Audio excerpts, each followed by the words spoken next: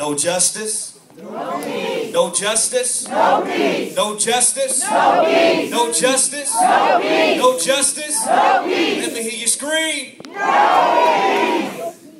I thought this was a rally. You can't be silent when it's time to make some noise.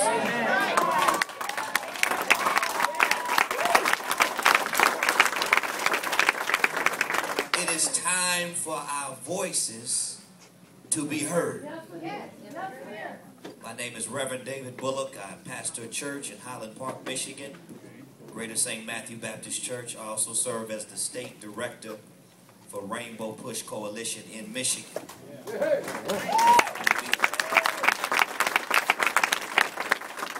We are here today because this is not an isolated incident.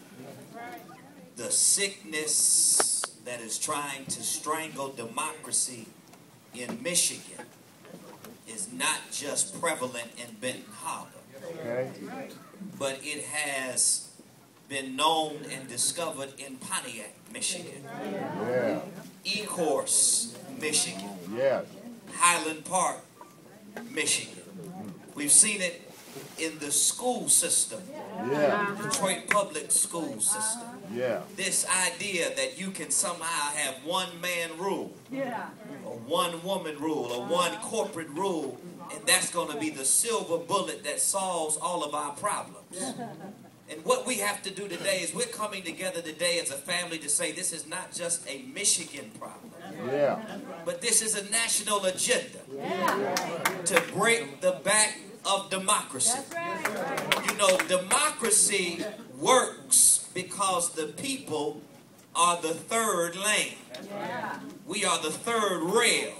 You know, you all have written on, you know, that train system. You got those 3 rails, you got the tracks for the train, and then there's the third rail. The third rail is where the power is. It's where the electricity is. And in a democracy, the people are the third rail.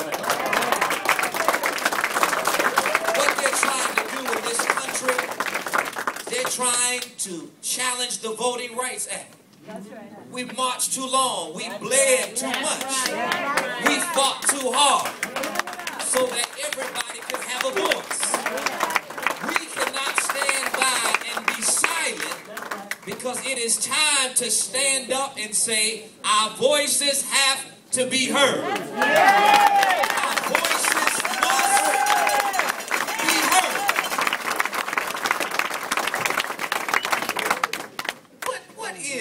What is emergency management that decides to cut off limbs instead of perform life-saving surgery?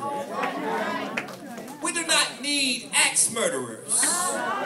We need surgeons.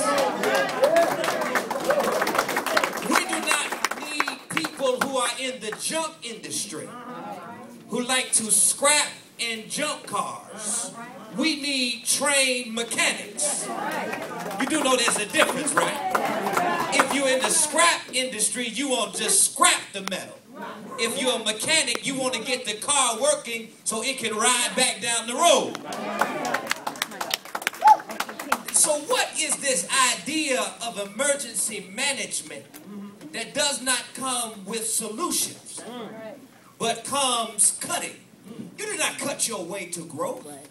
You do not slash your way to employment. You do not cut your way to economic development. No, we need targeted reinvestment in Benton Harbor. We need targeted reinvestment in Pontiac. We need targeted reinvestment in Detroit. Where is the job program? Hold on now. Hold on. I want you to hear this. Not job training program.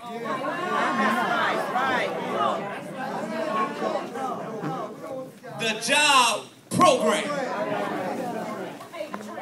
We have training programs, no jobs.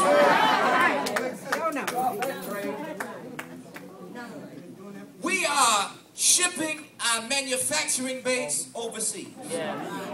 And we have no jobs for workers at home. The American worker can't compete. The American worker can compete with any worker in the world.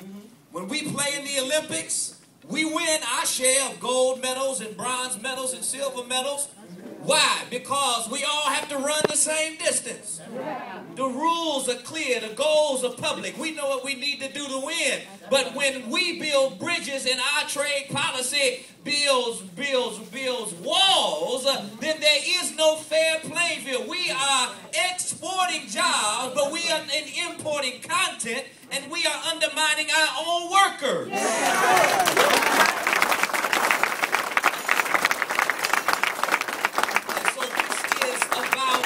Democracy. Somebody say democracy. Democracy. Democracy now. Democracy now. This is not just about democracy. This is about trade policy. Somebody say trade policy. Trade policy. We need a change in trade policy now. This is about not balancing the budget on the backs of the least, the lost, and the left out. This is about making everybody pay their fair share.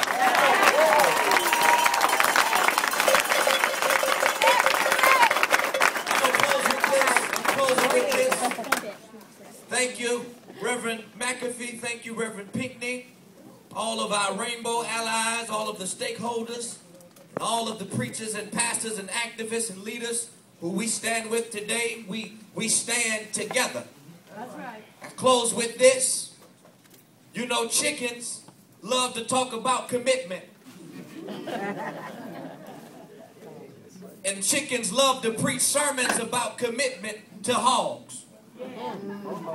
Because when chickens talk about commitment, all they have to do is lay an egg. But when hogs give over to commitment, they have to die. And so this language of self-sacrifice, that's chicken language. This language of shared sacrifice, everybody giving up something, that's chicken talk. And what we need is we need to get rid of the chickens.